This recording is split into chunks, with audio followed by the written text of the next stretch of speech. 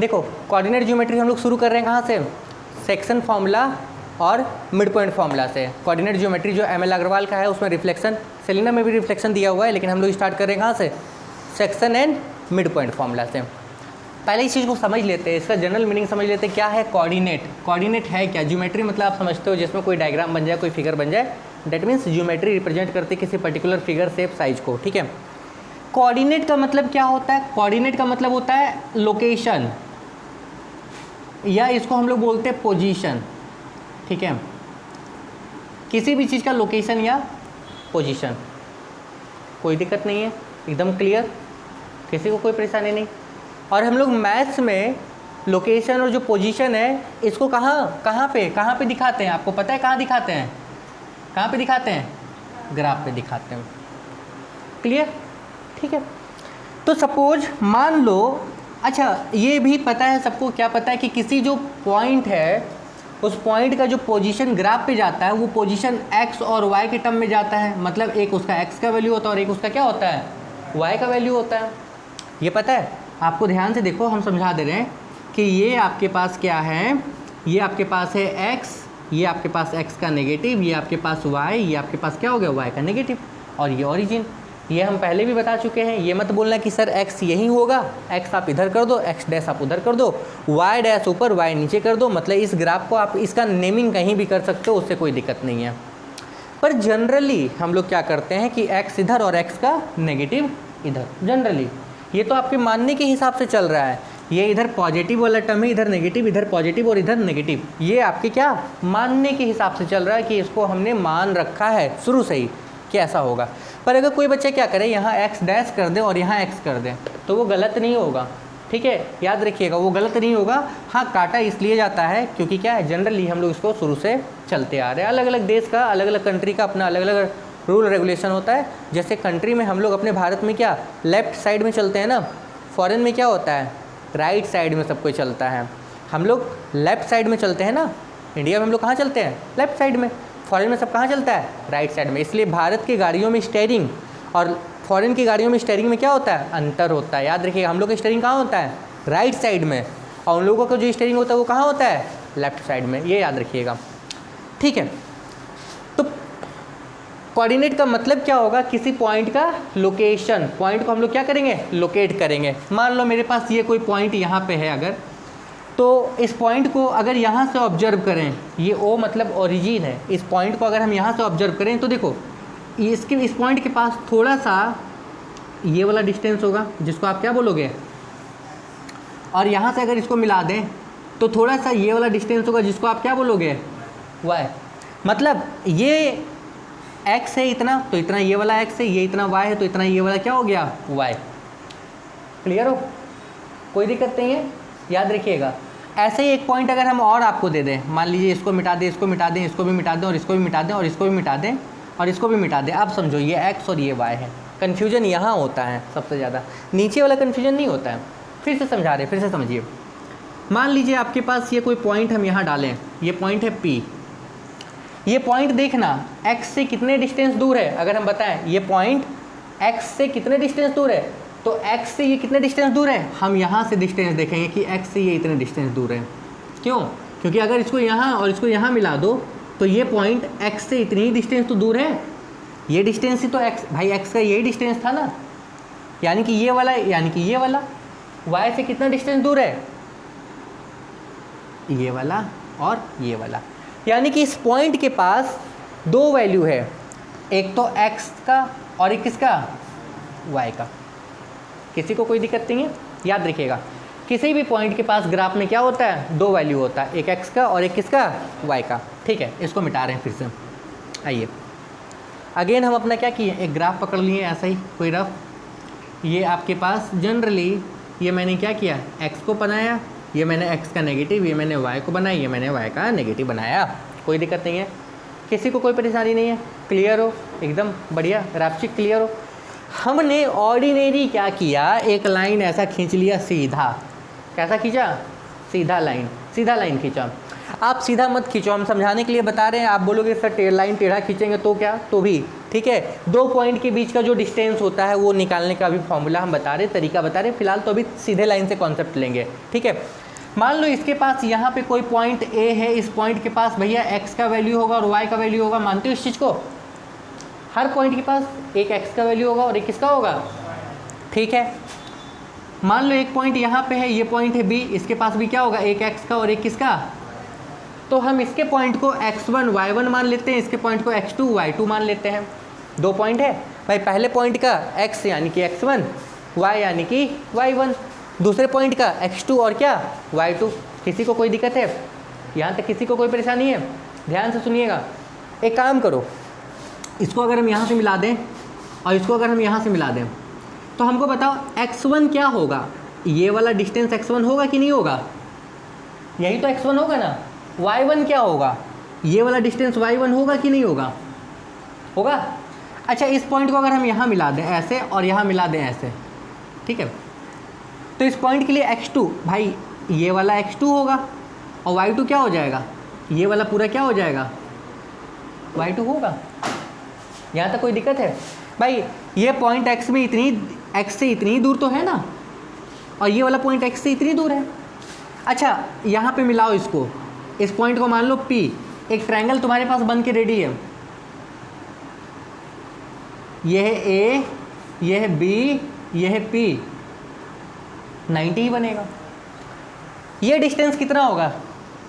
ये x से x2 है, ये x1 है, तो ये पूरा कितना हो जाएगा, x2 माइनस x1 होगा, होगा। ये पूरा y2, ये पूरा है y1, तो ये वाला डिस्टेंस कितना हो जाएगा? किसी को कोई दिक्कत? और हम तुमसे ये मांगना चाह रहे हैं कि इन दोनों पॉइंट के बीच का डिस्टेंस, मतलब ये निकालो। डिस्टेंस अगर निकालने तुमसे बोले, डिस्टेंस के लिए क्या निकालना है? यही डिस्टेंस तो निकालना है। क्या लगाओगे? पाइथागोरस थ्योरम नहीं लगाओगे? यानी कि ये स्क्वायर प्लस, आपको पता है कि यहाँ डिस्टेंस निकालना मतलब तुमको ए बी निकालना है। अब तुमको ये पता है कि ए बी का स्क्वायर इक्वल टू क्या हो जाएगा, पी बी का स्क्वायर प्लस क्या हो जाएगा, ए पी का स्क्वायर। यानी कि क्या होगा, यानी कि क्या होगा, यानी कि होगा ये वाला y2 माइनस y1 का होल स्क्वायर प्लस क्या x2 माइनस x1 का होल स्क्वायर, और ये आपका आ गया ए बी का होल स्क्वायर।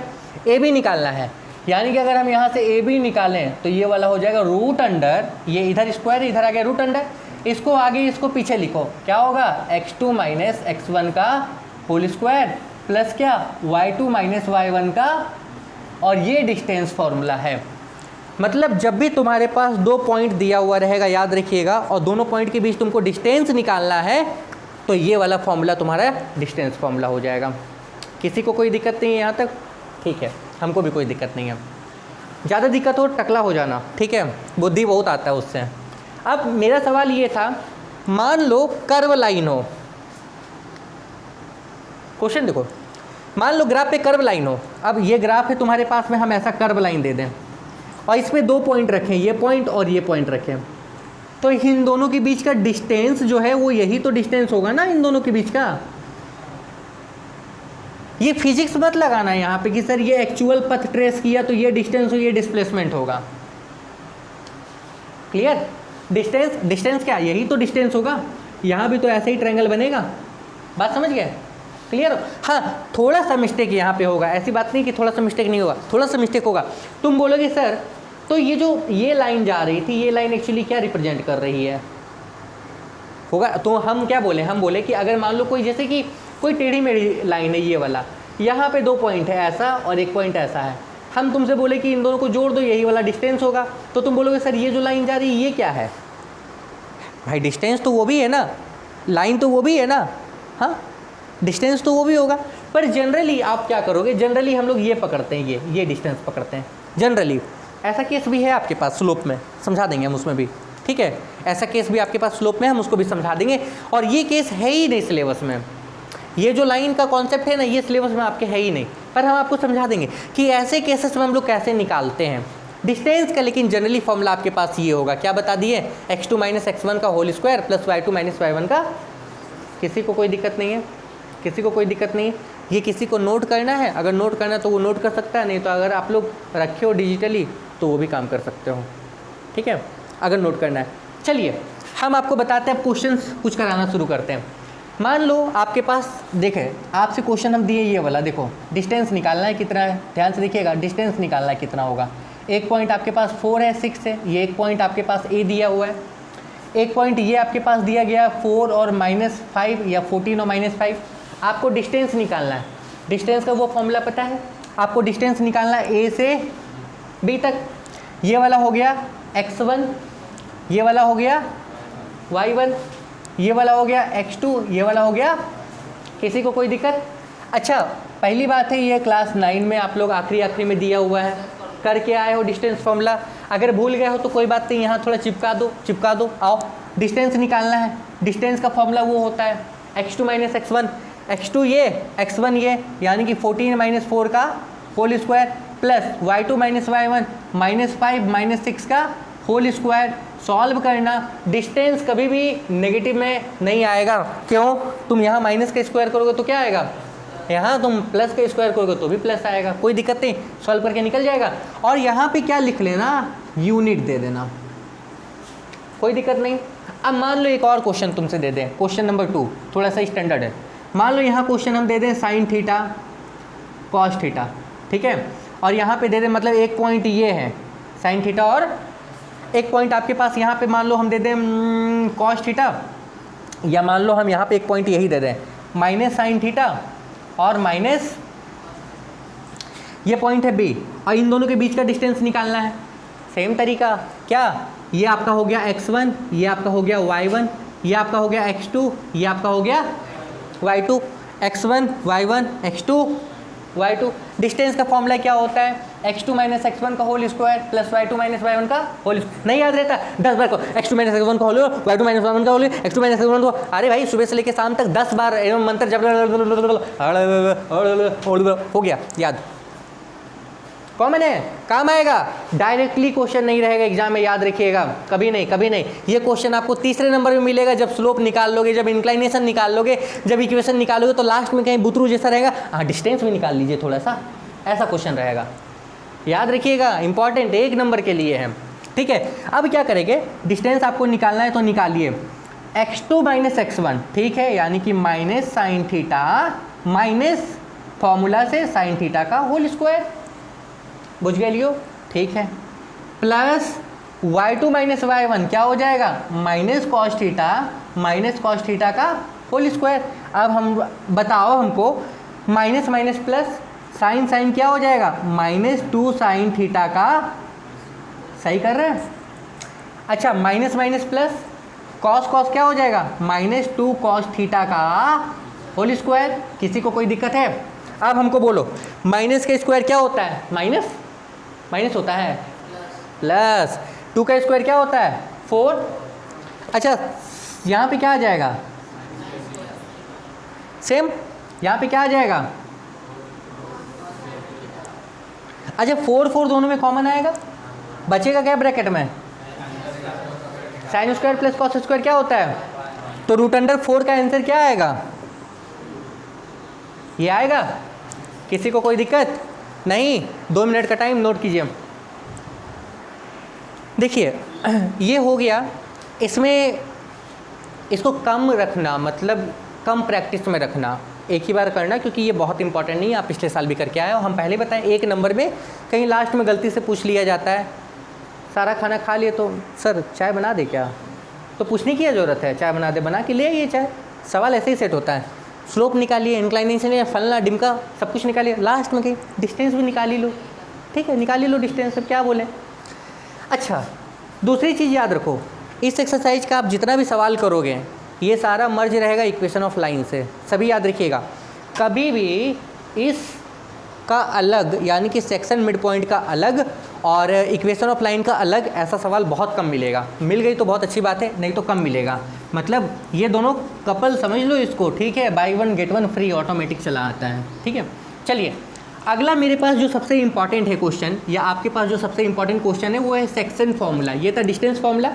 सेक्शन फॉर्मूला क्या है हम डिराइव नहीं करेंगे, हम सिर्फ आपको समझाएंगे, ठीक है। सेक्शन फॉर्मूला आप डिराइव नहीं करेंगे। मान लीजिए आपके पास यही प्यारा सा ग्राफ है आपका, ठीक है, हिंदुस्तान का प्यारा सा ग्राफ, x का नेगेटिव, y और y का नेगेटिव। क्लियर, कोई दिक्कत नहीं है। ये पॉजिटिव वो नेगेटिव, ऊपर पॉजिटिव नीचे, सबको पता है, ठीक है। यहाँ पे मान लो सपोज ये 2 पॉइंट है, वही आपका प्यारा सा पॉइंट ए और बी। अच्छा ये हो गया x1 y1 और ये हो गया x2, और इन दोनों को जोड़ेंगे तो क्या बनेगा, लाइन। इन दोनों को जोड़ेंगे तो क्या बनेगा। अच्छा एक लाइन बनाने के लिए कम से कम कितना पॉइंट चाहिए, याद रखिएगा। एक लाइन बनाने के लिए, एक सिंगल लाइन बनाने के लिए मिनिमम आपको रिक्वायरमेंट होगा 2 पॉइंट का। चलो जोड़ो, इसको जोड़ दिए, ये एक लाइन बन गया। अब इस लाइन को मान लो कोई दूसरी लाइन डिवाइड कर दे या दूसरा पॉइंट डिवाइड कर दे। क्वेश्चन में तुमसे गलती से बोल दिया गया अगर पॉइंट तो बहुत अच्छी बात है, गलती से बोल दिया लाइन तो भी अच्छी बात है, खराब कुछ नहीं है। अगर पॉइंट डिवाइड कर रहा है का मतलब भाई इस पॉइंट से होकर कोई लाइन ही तो पास करेगी ना, डायरेक्टली इनडायरेक्टली कौन डिवाइड किया, लाइन। क्वेश्चन देखो कैसे, तुमसे हम बोले ये 2 पॉइंट था, इन दोनों पॉइंट को जोड़ने वाला एक लाइन ही बना, उस एक लाइन को एक दूसरी लाइन डिवाइड कर दे, या उस एक लाइन को एक पॉइंट डिवाइड कर दे। मान लो इसको ये पॉइंट P डिवाइड किया, P, और ये पॉइंट कैसे डिवाइड किया, ये M1 और M2 इस रेशियो में। मतलब अगर हम इसको निकाल लें ऐसे, ये A, ये B, ये आपका हो गया x1 y1, ये आपका हो गया x2 y2, और ये कोई पॉइंट आपका P है और ये इसको डिवाइड कर रहा है M1 और M2 रेशियो में। मतलब यहाँ से यहाँ तक M2 है और यहाँ से यहाँ तक ये क्या है, M1। कोई दिक्कत नहीं है, ये बराबर हो भी सकता है, नहीं भी हो सकता है, क्लियर। ये बड़ा हो सकता है, ये छोटा, या ये बड़ा, ये छोटा, या ये छोटा, ये बड़ा, या दोनों बराबर, उससे कोई फ़र्क नहीं है। तो हमको ये बताओ पहले कि इस P के पास भी तो भैया 2 वैल्यू होगा ना, एक x का और एक किसका, और तुमको यही निकालना है। मतलब तुमको कोऑर्डिनेट निकालना है किसका, कोऑर्डिनेट निकालना है किसका, कोऑर्डिनेट ऑफ P निकाल लो। ये तुमसे बोला गया फाइंड करो कोऑर्डिनेट ऑफ P। सब कुछ दिया है, ये दिया है, ये दिया है और ये दोनों दिया है, तुमको ये नहीं दिया है P, जो कि निकालना है, ठीक है। क्वेश्चन समझ में आ गया ना, क्या समझाएं हम भाई। कोई 2 पॉइंट था का मतलब एक लाइन है, उस लाइन को कोई तीसरा पॉइंट, मतलब 1 2, ये तीसरा पॉइंट उसको डिवाइड कर रहा है इस रेशियो में, या अनदर लाइन उसको डिवाइड कर रही है इस रेशियो में। इस पॉइंट का कोऑर्डिनेट तुमको निकालना है। तो याद रखना फॉर्मूला आपके पास क्या होगा, क्या फॉर्मूला होगा, कोऑर्डिनेट ऑफ P।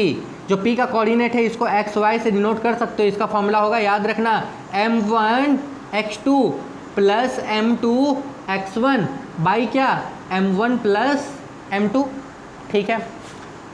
यहाँ पे क्या हो जाएगा, m1 y2 plus m2 y1 by क्या, m1 प्लस m2। ये वाला हिस्सा से x का वैल्यू निकलेगा और ये वाले हिस्से से y का वैल्यू निकलेगा। पॉइंट उसके पास 2 है ना, x और y, x इससे निकलेगा और y, x इससे निकलेगा और y। ये एक फॉर्मूला है, पूरा चैप्टर ख़त्म। इसको अगर सही तरीके से समझ गया तो इसी पे सब चीज़ मॉडिफाई कर करके सारा सवाल ख़त्म, सारा प्रॉब्लम ख़त्म, याद रखिएगा। जैसे चलिए एक क्वेश्चन हम देते हैं, आप समझ जाओगे। मान लो आपके पास 2 पॉइंट था, ये पॉइंट A है, जैसे 2 है 5 है, और एक पॉइंट आपके पास B है, जैसे कि आपके पास हो गया -1 और 7। इसको कोई पॉइंट P डिवाइड किया 1:2 में। तुमसे बोला गया इस पॉइंट का कोऑर्डिनेट डिवाइड निकालना है, फाइंड करना है। क्वेश्चन ध्यान से सुनना, P डिवाइड, देखो सबसे पहली बात हम क्या बता रहे हैं, बता ये रहे हैं, क्वेश्चन में ये कहा गया होगा P डिवाइड AB या P डिवाइड B है, इन दोनों में अंतर है। क्या बताएं, ध्यान से सुनो।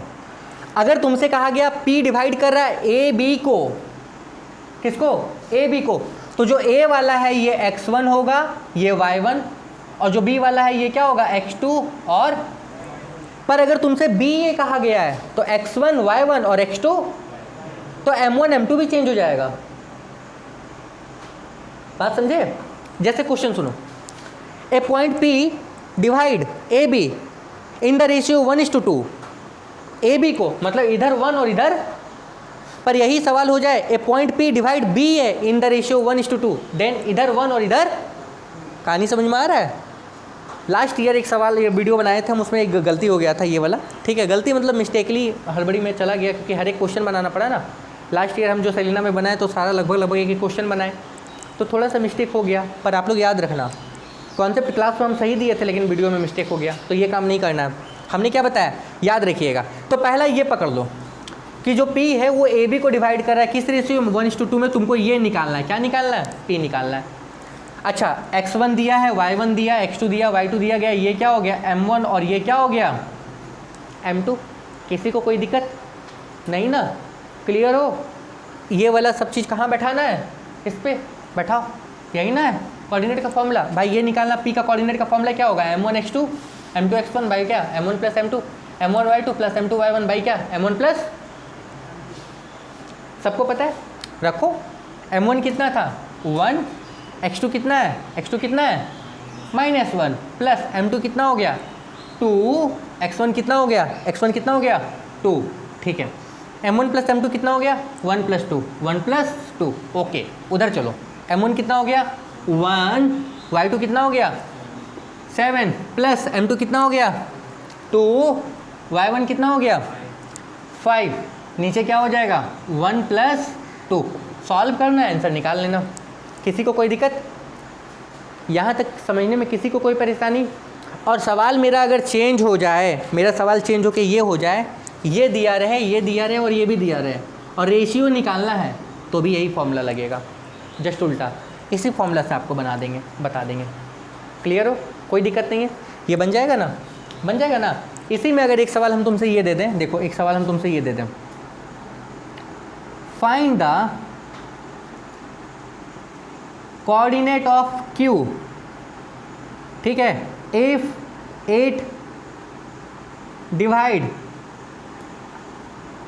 M अरे O -7 4 and P 2 -3 in ratio of 2:3 बन जाएगा। देखो क्या बोला गया, Q डिवाइड कर रहा है OP को, पहले O देन P, ऐसा ये है O और ये क्या हो गया P, किस रेशियो में 2:3, पहले 2 देन 3, ये 2 और ये 3 और यहाँ पे क्या है Q। यहाँ का पॉइंट पता है -7 और 4, यहाँ का पॉइंट पता है 2 और -3, ये आपका हो गया x1 y1, ये आपका हो गया x2 और किसी को कोई दिक्कत नहीं ना। जल्दी से इसको छापिए अगर नोट कीजिए। चलिए चैप्टर में देखिए सब कोई, एक्सरसाइज 11 बुक और नहीं है यहाँ, बहुत अच्छा बात है। देखो पहला नंबर क्वेश्चन क्या है, पढ़िए, कोई पढ़ो क्वेश्चन, पहला नंबर क्या है।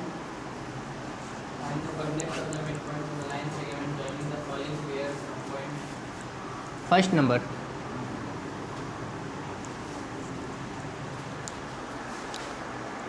पहले नंबर में बोला गया find the coordinate of the mid point of the line segment joining the following pair of the points. आपको मिड पॉइंट निकालना है और हम मिड पॉइंट अभी तक आपको बताए नहीं है कि मिड पॉइंट क्या है, तो चलो मिड पॉइंट का कॉन्सेप्ट ही दे देते हैं, तब तो निकालोगे ना।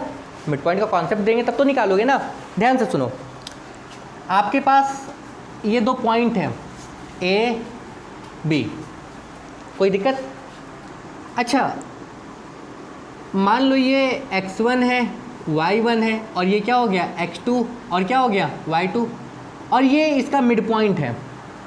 मिड पॉइंट का मतलब है ये बराबर ये, कोई दिक्कत।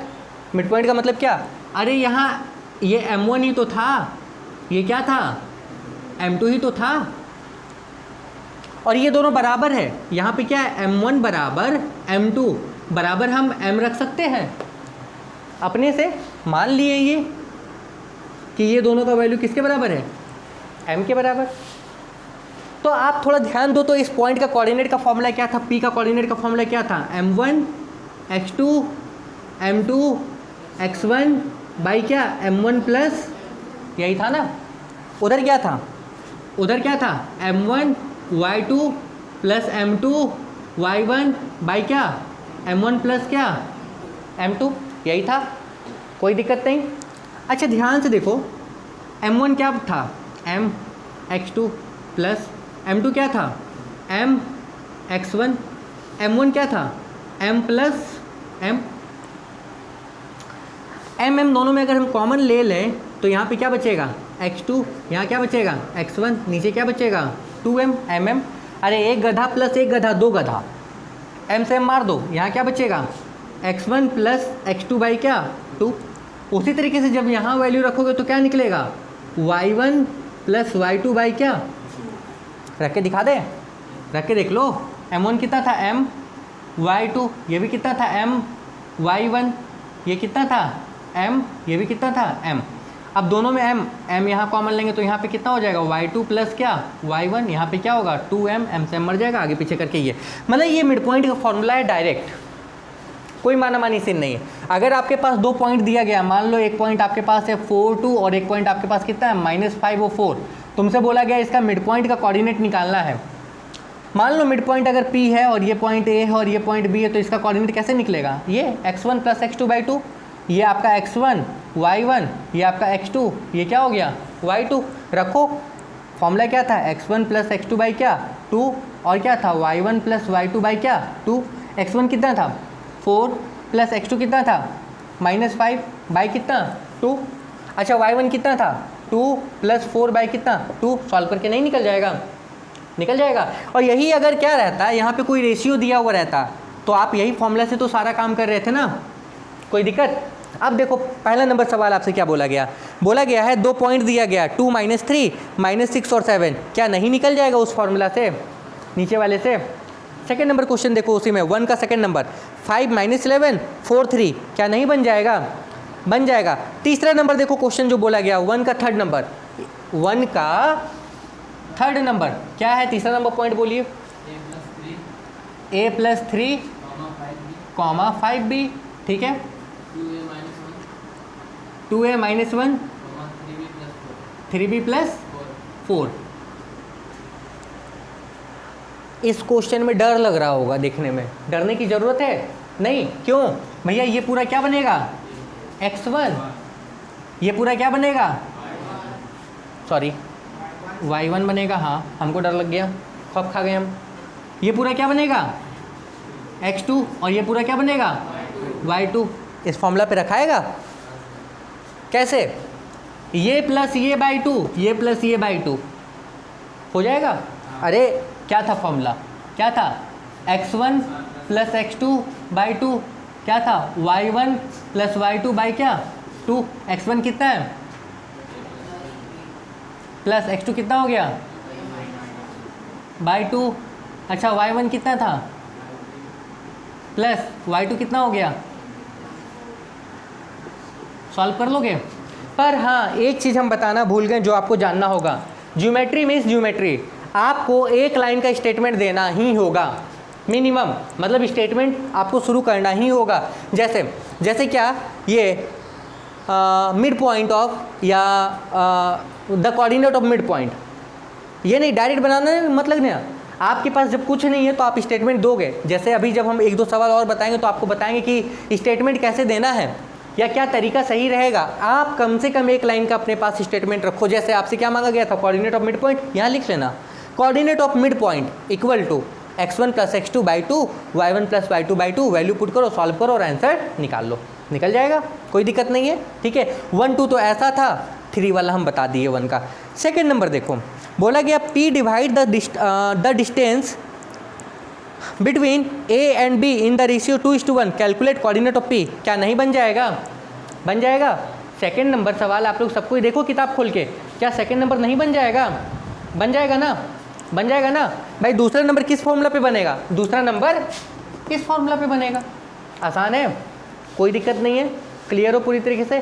थर्ड नंबर देखो क्या बोला गया, थर्ड नंबर बोला गया है, बोला गया थर्ड देखो क्वेश्चन नंबर 3 में दो क्वेश्चन है। पहला find the coordinates of the point of try section of the line segment joining the points इतना इतना।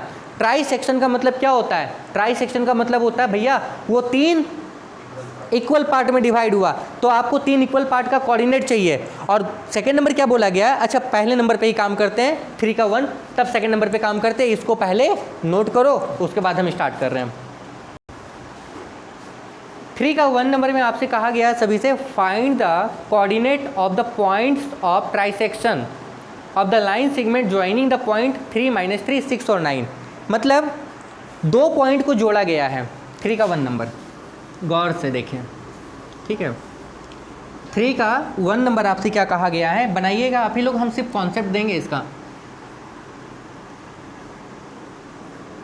2 पॉइंट जोड़ा गया है, 3 का 1 नंबर, ये 3 है, इसका 1 नंबर, 2 पॉइंट जोड़ा गया है, ये है A, ये था 3 और -3, और ये है B, ये कितना है 6 और। ट्राई सेक्शन का क्या मतलब होता है, ट्राई सेक्शन, ट्राई मतलब 3, सेक्शन मतलब हिस्सा, लेकिन बराबर 3 हिस्सा, यानी कि ये P और ये क्या Q, जितना ये उतना ही ये उतना ही ये। हम मान लेते हैं ये एक है, ये एक है और ये एक है, एक एक हिस्सा मान लो ना, 1-1 सेंटीमीटर, काहे बड़ा करेंगे, एक एक का मतलब यूनिट मान लिया, और जैसा एक है अगर इसमें डबल बढ़ेगा तो ये भी डबल, ये भी डबल। तुम बोलोगे सर 5-5-5 मान के बनाए, आंसर वही आएगा, उससे कोई फर्क नहीं पड़ता है, ठीक है। ट्राई सेक्शन का मतलब होता है 3 इक्वल हिस्सा, कितना हमको नहीं पता, क्लियर। अब हमने इसको 1 माना, इसको भी 1 माना और इसको भी क्या किया 1।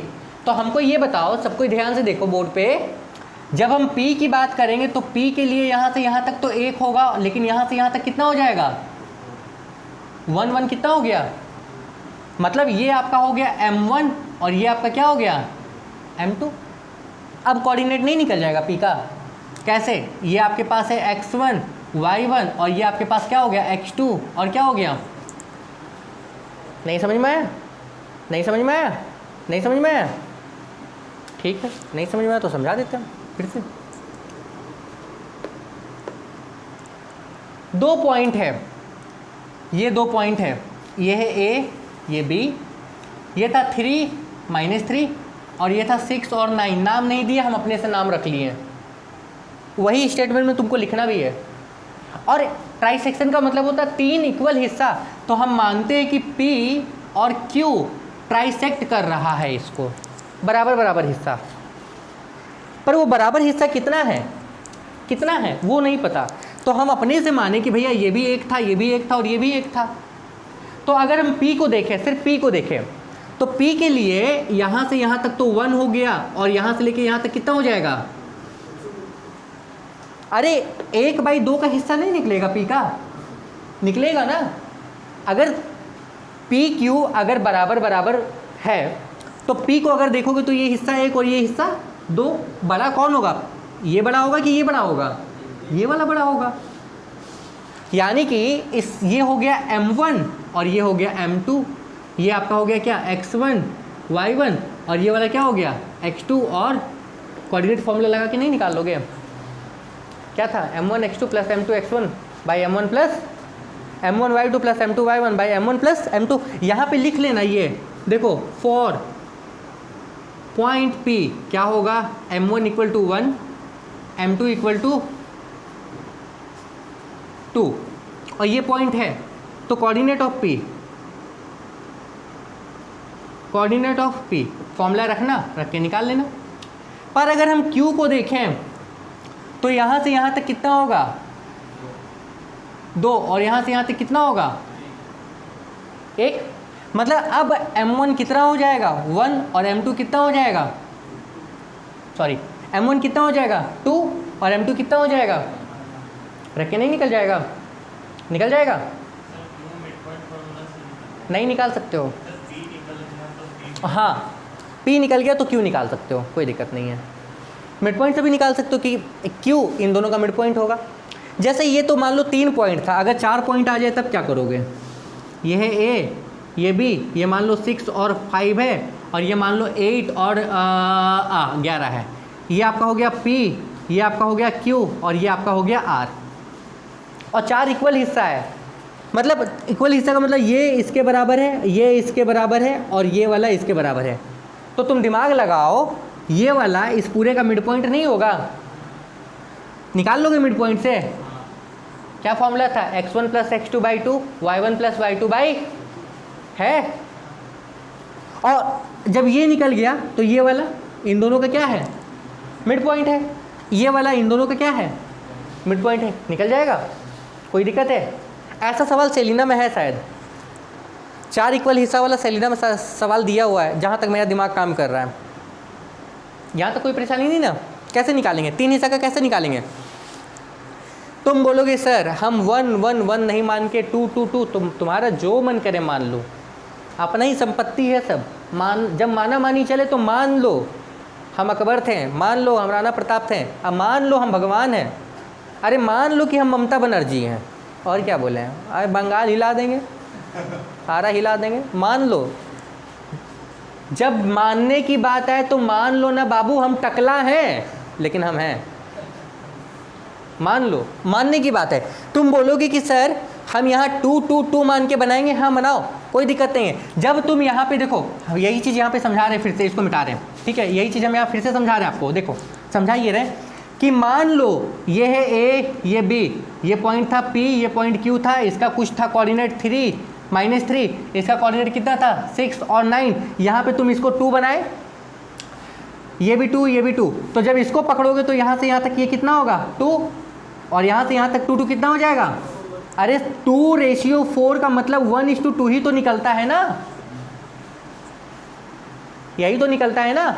और नहीं तुम 2:4 पकड़ के बनाओगे, बनाओ, रख के निकालना, लास्ट में कॉमन निकल के कटकुट करके आंसर वही आएगा, उससे कोई फर्क नहीं। क्यों भैया, तुम जैसे इसमें बढ़ाए वैसे ही इसमें बढ़ा, वैसे ही इसमें बढ़ा, अगर सब में बराबर बढ़ गया तो कोई मतलब नहीं बनता है। मान लो नरेंद्र मोदी बोलता है कि भैया सबके अकाउंट में 10 लाख रुपया आ, तो भैया जब सबके अकाउंट में 10 लाख रुपया आ तो 10 लाख रुपया का कोई मतलब, जो जहाँ था वो वहीं पे है। तुम सोच के देखो, अगर भैया सबको दुनिया में 100 रुपया मिल जाए तो कोई फ़र्क पड़ेगा, इकोनॉमिकली कोई फ़र्क नहीं पड़ेगा भाई। 100 रुपया तेरे पास बढ़ा, 100 रुपया उसके पास बढ़ा, 100 रुपया उसके पास बढ़ा, 100 रुपया अपने पास बढ़ा, कोई मतलब नहीं बनता है। सोच के देखो, अगर पूरी दुनिया को अगर 1-1 करोड़ मिल जाए तो सब करोड़पति बन गया ना, तो अगर 1-1 करोड़ सबको मिल जाए तो वैसे चीज़ का दाम भी तो बढ़ जाएगा ना। अगर थोड़ा दिमाग लगा के सोचा जाए तो वही, हर एक नंबर में इसको आप ऐसे समझ सकते हो। मान लो x = y, अगर यहाँ से 2 से मल्टीप्लाई करो, यहाँ भी 2 से मल्टीप्लाई करें तो कोई अंतर आएगा क्या? ये दो कटेगा ना। तुम 2 की जगह 4 5 6 से मल्टीप्लाई करो, क्यों हम लोग ये काम करते हैं अपने से मल्टीप्लाई, कोई फ़र्क नहीं पड़ता है, कोई फ़र्क, कहानी समझ रहे हो ना। यही चीज़ है कि अगर 100 रुपया सबको हम दे दे, पूरे स्कूल के बच्चे को 100 रुपया दे दे तो कोई मतलब नहीं है, सब बराबर हो गया वहाँ पे।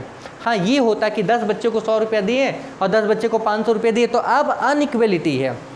पहले केस में इक्वलिटी है, कोई फ़र्क नहीं है, कोई मतलब नहीं है, सबके लिए सब क्या हो गया बराबर। क्लियर। इसका जो सेकंड नंबर है, जो इसका सेकंड नंबर है, उसके लिए पहले कॉन्सेप्ट देखो।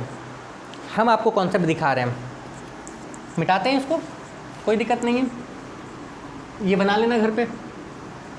अब सुनो, मान लो ये 2 पॉइंट P है, सॉरी 2 पॉइंट P नहीं, 1 पॉइंट P और 1 पॉइंट Q है, हम भी बोरा आ गए हैं बीच बीच में। आओ देखो, यहाँ पे ये पॉइंट आपका दिया गया 4 6 और ये पॉइंट दिया गया 5 और 4, और यहाँ पे अब इस पॉइंट का वैल्यू आपको दिया गया 2 और 3।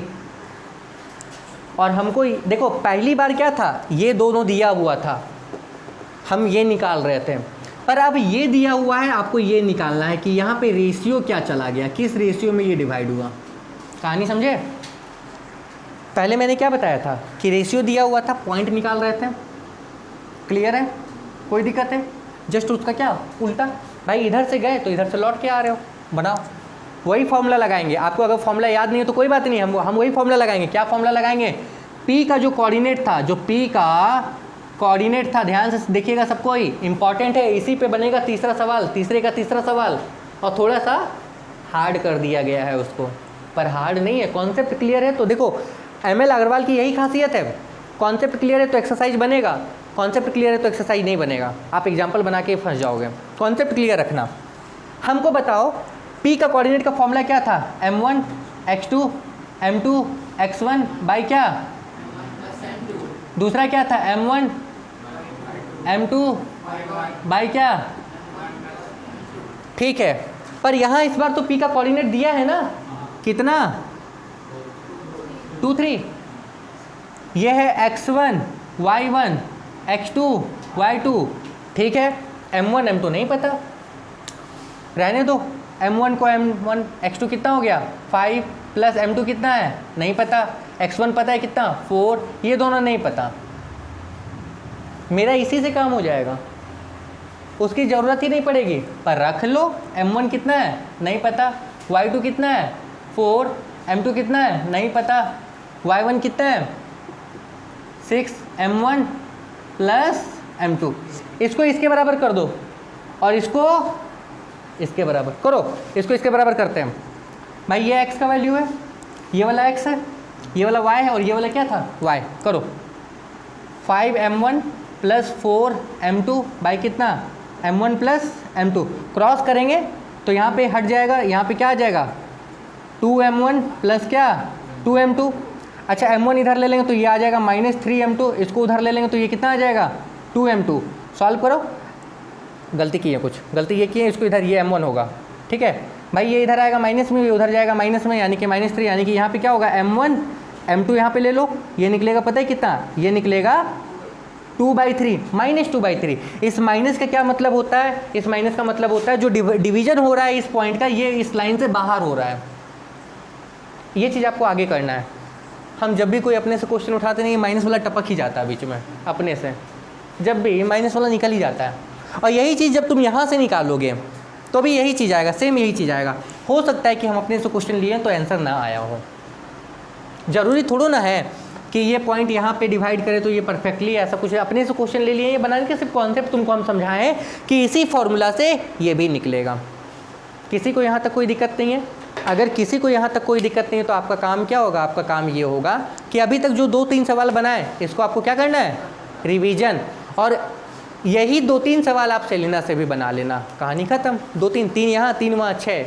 आपको अगर ज़्यादा नहीं नज़र आ रहा तो 3 यहाँ 3 वहाँ 6, क्योंकि इसके बाद कॉन्सेप्ट सारा स्टार्ट हो जाएगा। मिलते हैं अगले क्लास में।